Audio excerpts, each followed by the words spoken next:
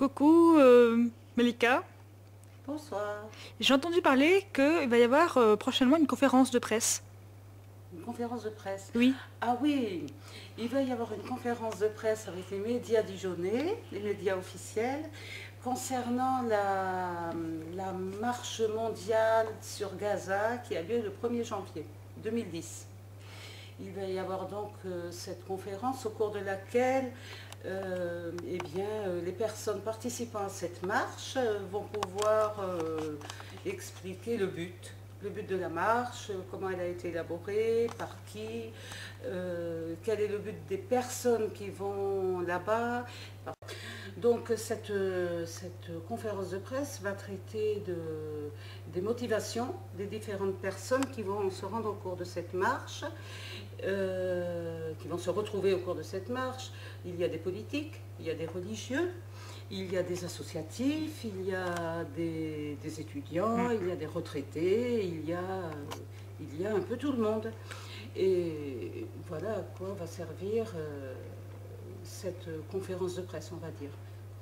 Il y aura une seconde conférence de presse au retour de Gaza dans les jours qui suivent pour relater un peu le parcours qui aura été fait là-bas, les rencontres, le fait de savoir aussi d'expliquer si on a pu passer, comment on a pu passer, et si ça n'a pas été le cas, pourquoi, dans quelles conditions.